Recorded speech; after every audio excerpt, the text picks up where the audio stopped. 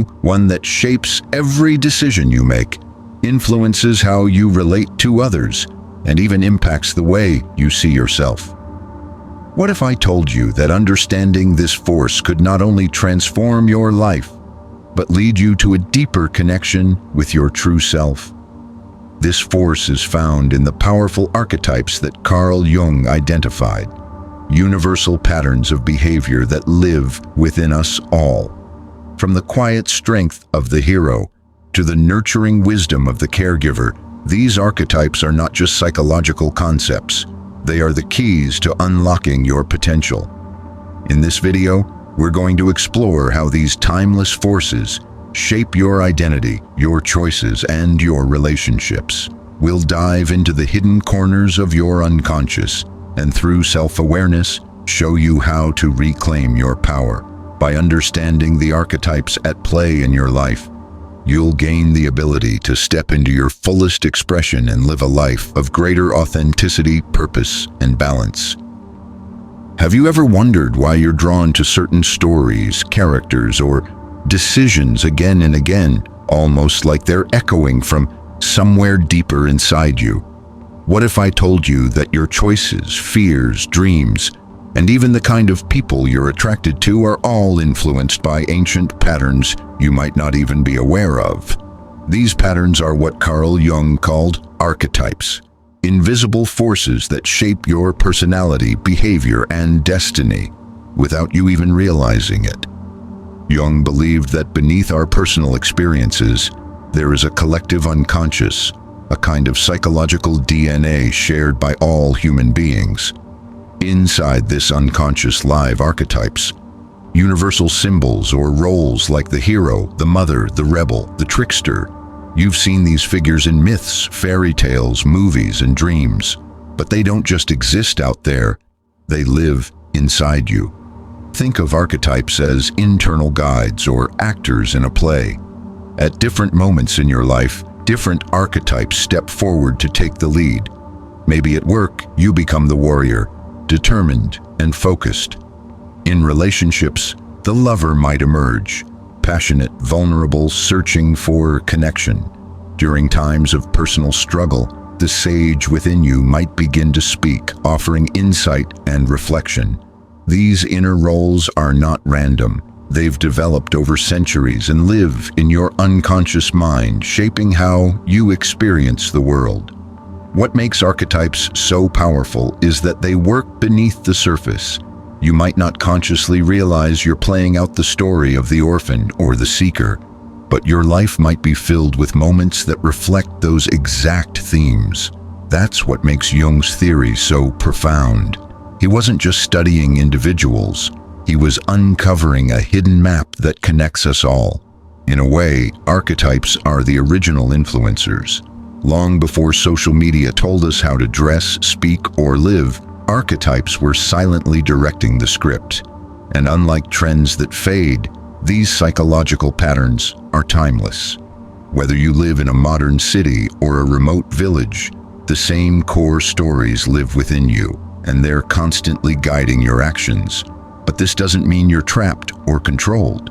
On the contrary, Jung believed that the more aware you become of these archetypes, the more freedom you gain. When you recognize which archetype is influencing your behavior, you can choose how to respond. You can learn from it, grow with it, or even challenge it. Self-awareness is the key to transforming unconscious patterns into conscious power. Let's say you find yourself constantly trying to please others. That might be the caregiver archetype taking over. But when you realize this, you can pause and ask, am I doing this out of love, or am I afraid of being rejected? Suddenly, the behavior isn't just automatic, it becomes a choice. That's the kind of freedom Jung was talking about. In today's world, where we're constantly bombarded with external voices telling us who to be, Jung's message is more relevant than ever. Look inward. Discover the symbols, stories, and voices living within you. They've been with you all along. This journey into archetypes isn't just intellectual, it's transformational. It helps you understand why you act the way you do, why certain patterns repeat in your life, and how to finally step into your full potential. It's not about becoming someone new, it's about uncovering who you've always been beneath the noise. As we move forward, we'll dive deeper into Jung's fascinating world. We'll meet the archetypes, explore their strengths and shadows, and learn how they shape our choices, relationships, and sense of identity. By the end of this journey, you won't just understand archetypes, you'll see them everywhere, in yourself, your loved ones, your dreams, and your daily life.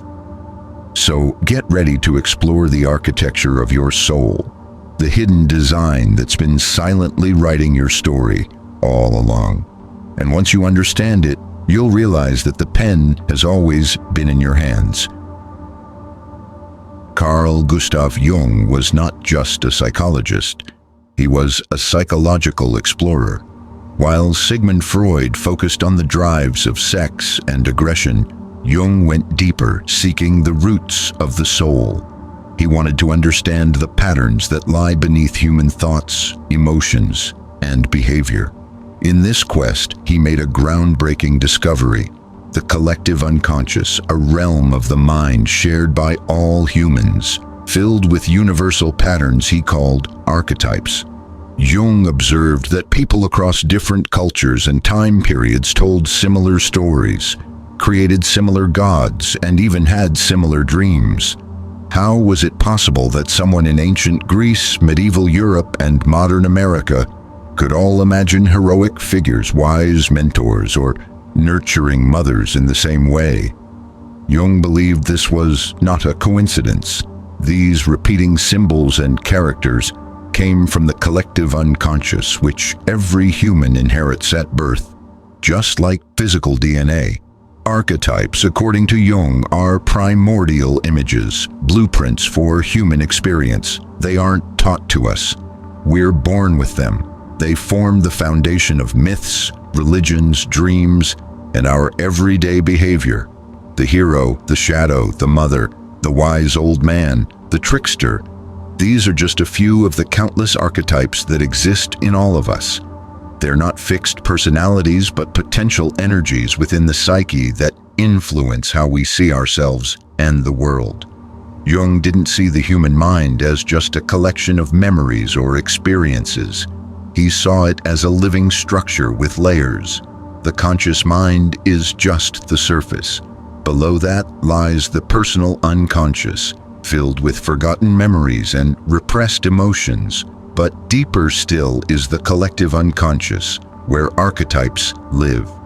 These archetypes are like ancient scripts waiting to be acted out. The story may look different on the surface, but the structure underneath is the same. Take the hero's journey, for example, a classic archetypal path. A person is called to adventure, faces trials, meets a mentor, confronts danger, overcomes a great challenge, and returns transformed. We see this in ancient myths, religious stories, and modern films like Star Wars or Harry Potter. Jung showed that these stories are not just entertainment, they reflect our own inner struggles and growth. But archetypes don't just appear in stories, they shape our personal development. For Jung, the goal of life was not to be perfect, but to become whole. This process is called individuation, the integration of all parts of the psyche, especially the ones we ignore or suppress.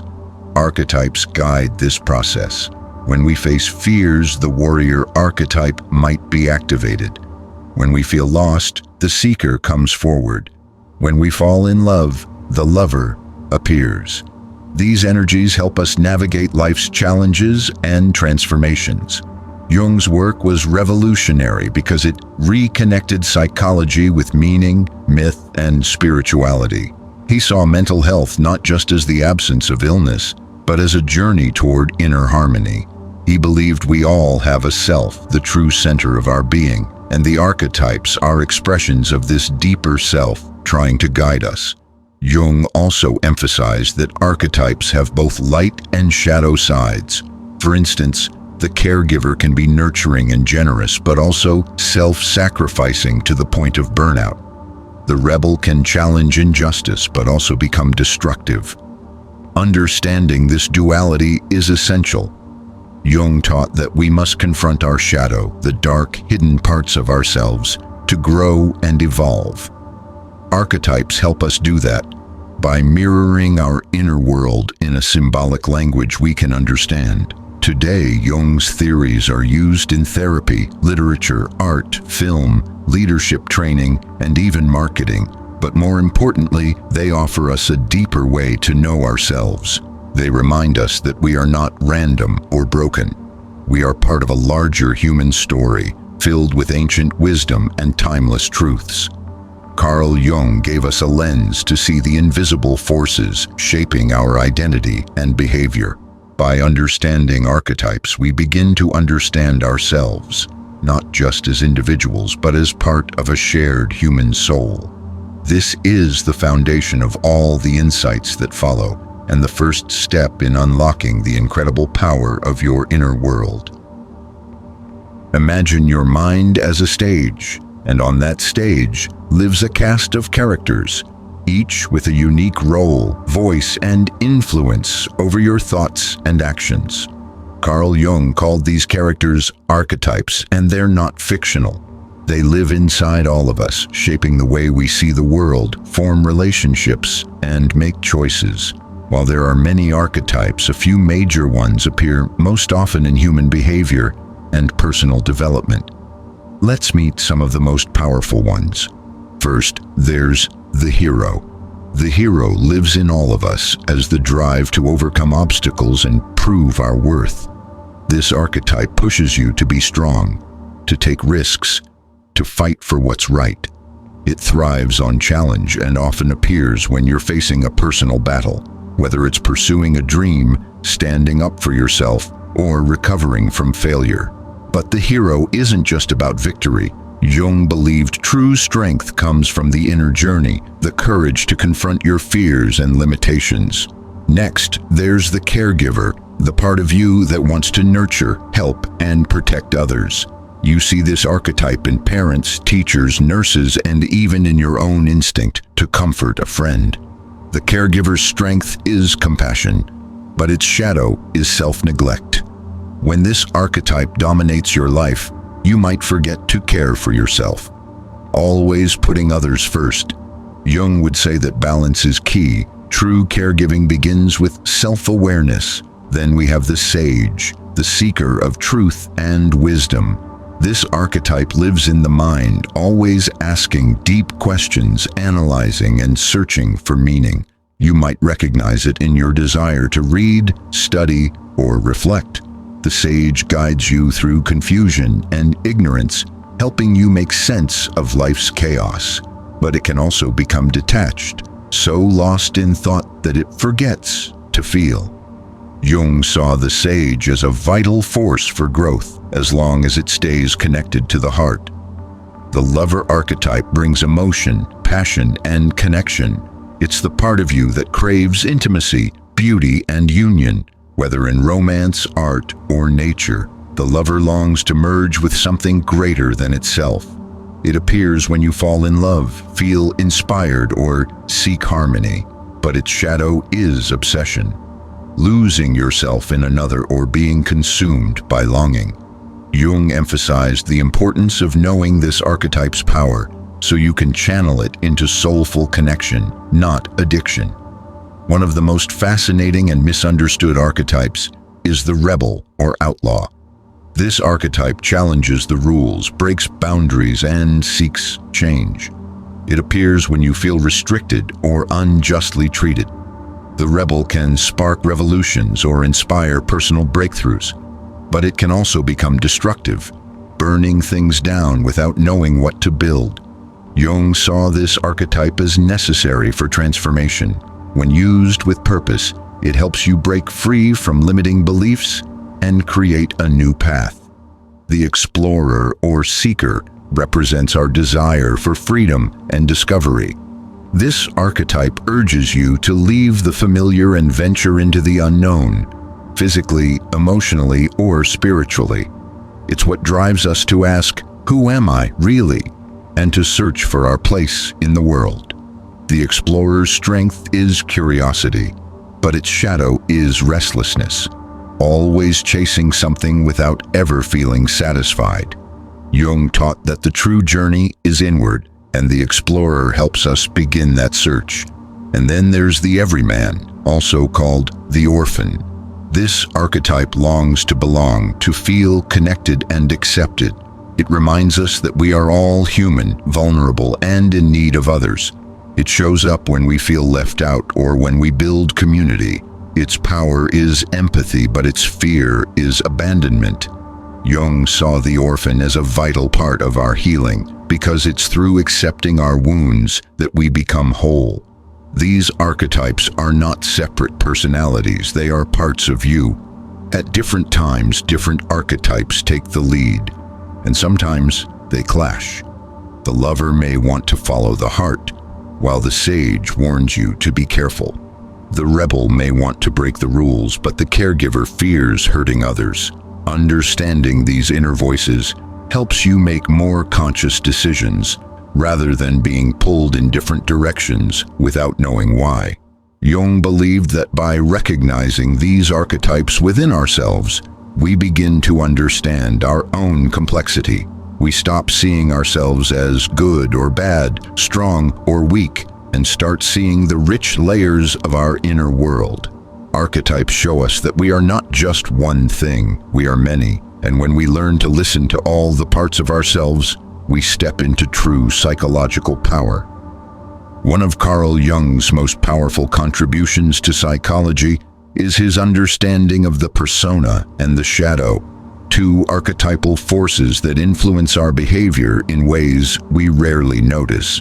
They represent opposite sides of the same coin. One is the face we show to the world, and the other is what we hide, even from ourselves. Understanding this dynamic is essential to understanding why we sometimes feel fake, conflicted, or even lost. Let's start with the persona. In Latin, persona means mask. Jung used this term to describe the social mask we wear to fit in, to be accepted, and to play the roles expected of us. For example, you may act one way at work, another with friends, and yet another with family. None of these versions are necessarily false, but they're all carefully shaped to match the situation. The persona is your public identity, the version of yourself you project to avoid rejection, gain approval, and function in society. The persona is necessary. Without it, we couldn't function in the world. It helps us adapt, communicate, and survive in different environments. But the danger arises when we become the persona, when we forget that it's just one layer of who we are. Over time, we can get stuck in roles: the good girl, the strong one, the people pleaser, the overachiever. These roles can begin to feel like prisons. We smile when we want to cry. We say, "I'm fine," when we're falling apart inside. We hide our real feelings because we're afraid they'll make us look weak, angry, or unlovable. And that's where the shadow comes in. The shadow is everything we repress, deny, or reject about ourselves. It holds the parts of us that we've learned to see as bad or wrong. This might include anger, jealousy, selfishness, laziness, but it can also include positive traits like confidence, ambition, or sexuality, especially if those qualities were shamed or discouraged in our upbringing. Jung believed that the more we ignore our shadow, the more control it has over us. You can't destroy the shadow, and you shouldn't try. It's part of you. The goal is not to eliminate it, but to integrate it, to bring it into awareness so it no longer controls you from the dark. When we don't face our shadow, it often appears in harmful ways. We project our fears onto others, sabotage our goals, or react to things more strongly than the situation deserves. For example, imagine you were taught that showing anger is wrong. You push it down, deny it, pretend to be calm. But that anger doesn't disappear, it goes into the shadow. Then one day you explode at someone over something small, or you turn that anger inward as anxiety or self-criticism. That's the shadow in action. It doesn't vanish, it waits. But here's the powerful part. Within the shadow is energy. The traits we hide often contain our deepest potential. A repressed voice could become leadership. Hidden pain could become compassion. Denied desires might point to a more authentic life. Jung believed that by facing the shadow, we reclaim parts of ourselves we've lost and become more whole. This process is not easy. It requires deep honesty and courage, but it's also incredibly freeing. You begin to understand your triggers, your patterns, your emotional reactions. You stop blaming others for your inner struggles. You take responsibility, not as punishment, but as power. You begin to live from a place of truth, not performance. The integration of the persona and the shadow is central to Jung's idea of individuation, the lifelong journey of becoming your true self. This doesn't mean getting rid of your persona or fixing your shadow. It means knowing them, balancing them, and choosing consciously who you want to be in each moment. Most people live only as their persona, afraid of what they might find if they look deeper. But you're not here to play a role. You're here to wake up. And when you begin to uncover the truths you've buried and bring light to the parts of yourself you've hidden, you unlock a level of freedom, authenticity, and strength that can never come from pretending. Jung's message was clear. You are more than the mask you wear, and stronger than the darkness you fear. Real power begins when you stop hiding from yourself. Archetypes aren't just abstract ideas from Jungian psychology.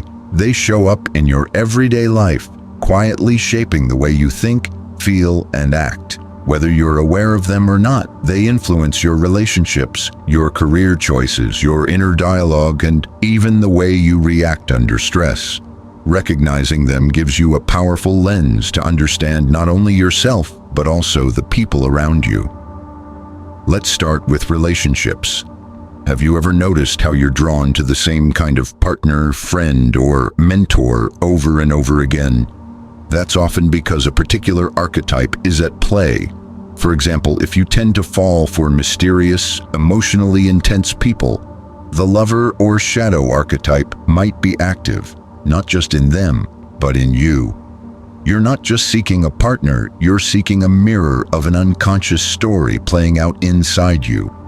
In friendships or group settings, the everyman archetype might drive your need to belong. It whispers, just fit in, don't stand out, be likable. This may lead you to compromise your values or hide parts of yourself for the sake of acceptance. On the other hand, the rebel might push you to break the rules and question group norms, which can lead to empowerment or isolation, depending on how it's handled. In parenting or caregiving roles, the caregiver archetype often becomes dominant. It fuels your ability to nurture, protect, and support. But if it becomes too strong, you may lose your sense of identity in the process. You might constantly give, forgetting to receive. This imbalance often leads to emotional exhaustion, not because love is wrong, but because the archetype is unbalanced. Now think about your career. Are you driven by achievement and victory? That's the hero archetype in action. It pushes you to succeed, to overcome obstacles, and to prove your worth. You may feel energized by challenges, always looking for the next mountain to climb. But if this becomes your only mode of being, you may burn out, always chasing external validation while ignoring inner peace. On the flip side, if you're someone who constantly seeks new experiences or avoids routine, the explorer might be calling the shots. This archetype urges you to avoid being stuck or tied down. It can lead you to travel, change jobs frequently, or resist commitments. While this can be exciting and fulfilling, it can also create instability if not rooted in deeper self-awareness. Your decisions, big or small, are often influenced by whichever archetype is most active in your psyche at the time. If the sage is in charge, you'll analyze, research, and seek understanding before taking action. If the lover is leading, you might follow your heart, even if the logic doesn't line up. If the warrior emerges, you may act quickly, boldly, sometimes without fully considering the emotional cost. Even your internal dialogue is shaped by archetypes. That inner critic? It could be the shadow of the sage, turning wisdom into harsh judgment. The voice that says, "Don't try, you'll fail." That could be the orphan's fear of being abandoned again. These voices aren't just negative thoughts, they're echoes of unresolved archetypal patterns within you. When you understand where they come from, you can meet them with compassion rather than shame. Jung believed that becoming aware of which archetypes are driving you in a given moment is a form of liberation. It means your choices become conscious. You're no longer reacting, you're responding. You're not just living by instinct or habit, you're living by awareness and intention. And once you start seeing archetypes in yourself, you'll start seeing them in others too. You'll recognize the wounded warrior in your angry colleague, the unseen caregiver in your overgiving friend, or the repressed rebel in your always agreeable partner. This understanding doesn't just lead to insight, it leads to empathy. It helps you move from judgment to compassion, both for others and for yourself. Archetypes are always in motion. They rise and fall based on your needs, your environment, and your level of awareness. The key is not to suppress or reject them, but to listen, understand, and integrate them. They're not here to control you. They're here to guide you. And when you build a conscious relationship with them, you begin to live with greater depth, clarity, and purpose. So next time you're faced with a decision, a conflict, or an emotional wave, pause and ask, which part of me is speaking right now? That question alone can begin to transform your entire life. Carl Jung believed that every human being is on a lifelong path, not just of living, but of becoming. This path is called individuation, and it's the core of Jung's theory of personal development. It's not about becoming someone new, it's about uncovering who you've always been beneath the layers of conditioning, trauma, expectations, and fear. Archetypes are the guides, challenges, and tools along this inner journey. Individuation begins with a deep inner question. Who am I really? Not the roles you play, not the achievements you collect, but your true whole self. Jung believed that the psyche is not born as a blank slate. It already contains all the raw material of your potential. Through life, you're given experiences, some joyful, some painful, that activate different parts of you. These parts, or archetypes, come forward to help you adapt, survive, grow, or resist.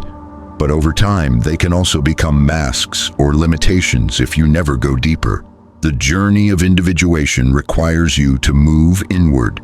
First, you must meet your persona, the mask you wear for the world. You have to ask, is this really me, or is this just who I learned to be? Then you descend into your shadow, where your hidden fears, repressed desires, and wounded parts live.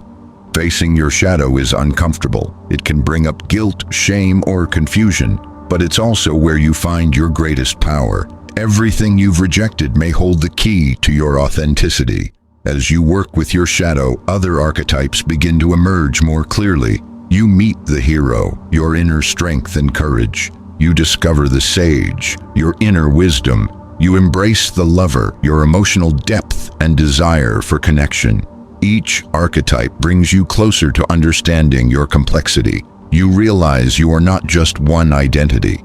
You are a blend of many forces, each with its own message and purpose.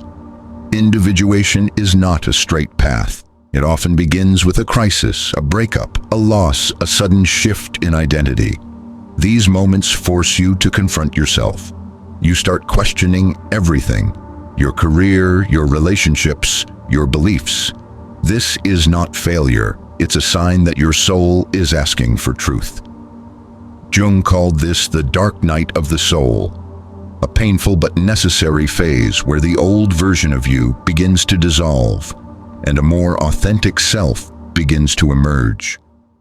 This process leads to what Jung called the self, the central, unified core of who you are. The self is not just your conscious identity or ego. It's the totality of your being, including your unconscious mind, your dreams, your forgotten gifts, and your untapped wisdom. When you align with the self, you feel a deep sense of wholeness. Life still has challenges, but you face them with clarity and purpose. You stop needing approval. You stop performing. You start living from within.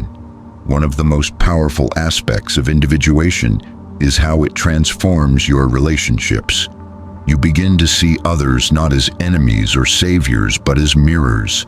You recognize their archetypes. You see their struggles and patterns. And most importantly, you stop expecting others to complete you. You become responsible for your own growth, your own healing, and your own happiness. Jung believed that individuation was not just a personal journey, it was a collective responsibility. A person who becomes whole doesn't just benefit themselves, they bring more consciousness into the world. They raise their children with awareness.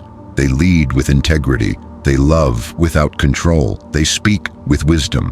When more people begin this journey, society itself becomes more human, more compassionate, more awake. But individuation is not a destination. It's a process. There's no final version of you. Life keeps evolving, and so do you. Each stage brings new archetypes to the surface. The caregiver may rise when you become a parent.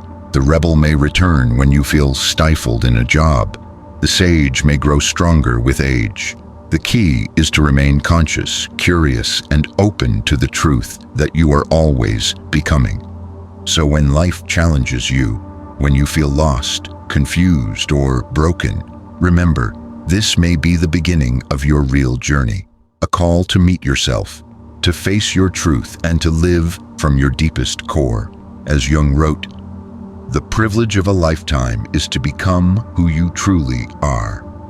That's the heart of individuation, and the archetypes are the compass that guide you there. By now you've seen how Jung's archetypes influence nearly every part of your life, from your personality to your relationships, your career, and your inner struggles. But the real question is, what do you do with this knowledge? How do you move from unconscious reaction to conscious creation? That's what this final step is all about, awakening to the power within and living with awareness, intention, and depth. The first shift happens when you realize you are not ruled by your archetypes. You can work with them.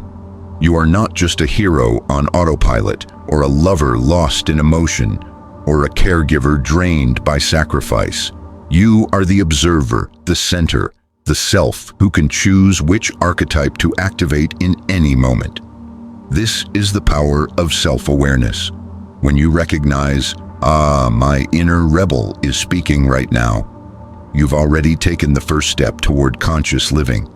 Living consciously with archetypes means you no longer label parts of yourself as good or bad. Instead, you see them as energies, each with a purpose. The warrior protects. The sage teaches, the shadow warns. The lover connects, the child trusts. When you honor each archetype without letting any one of them dominate your life, you create inner balance. And balance is the root of peace. But to truly live this way, you must slow down. You must create space for reflection. This might mean journaling your emotional reactions, exploring your dreams, which Jung saw as a direct line to the unconscious, or noticing recurring patterns in your relationships. When something triggers you, ask, which archetype just got activated? What is this trying to teach me? Over time, you'll stop reacting blindly and start responding wisely. Another key is integration. That means bringing your unconscious parts into the light, especially the ones you fear or avoid. If your persona is always cheerful and accommodating, what part of you is being silenced? If you're always the rescuer, what part of you is tired and unseen? The goal isn't to get rid of your masks, it's to stop confusing them with your identity. When you integrate your shadow, you reclaim power. When you balance your inner archetypes, you reclaim wholeness. This awareness also allows you to navigate challenges with strength. You'll still face doubt, loss, fear, and failure. But instead of being overwhelmed, you can ask, which archetype do I need right now? Maybe it's time to call on the hero for courage, the sage for perspective, or the creator to build something new. Archetypes become your inner allies. You're no longer alone. You're supported by an inner council of wisdom. As this consciousness deepens, your relationships begin to transform. You stop expecting others to save you, fix you, or complete you. Instead, you meet them as fellow travelers on their own archetypal journeys. You see their struggles not as flaws, but as echoes of their own shadow work. Compassion replaces judgment. Authenticity replaces performance. Real connection becomes possible. Living with archetypes also helps you reconnect with meaning. In a world full of distractions and surface-level noise, you begin to ask deeper questions. What is my soul calling me to become? What truth have I been afraid to face? What gifts have I forgotten to share? These questions don't always have easy answers, but they're the beginning of a truly conscious life. Jung didn't offer a quick fix or a step-by-step formula. He gave us a map, a way to explore the hidden landscape of the self, and archetypes are the landmarks on that map. They help you navigate the dark and the light, the fear and the potential. They help you remember that every challenge is a doorway to growth, and every inner conflict is a chance to integrate something lost. So, as you move forward from here, don't try to be perfect. Don't chase an ideal self. Instead, stay curious, stay honest, stay awake. Let your archetypes guide you, but don't let them define you. You are more than any single role. You are the dreamer, the warrior, the seeker, the healer, the whole. And when you begin to live with this kind of depth, clarity, and truth, something remarkable happens. Life stops happening to you and starts happening through you. That is the true power of archetypes. That is the soul's awakening.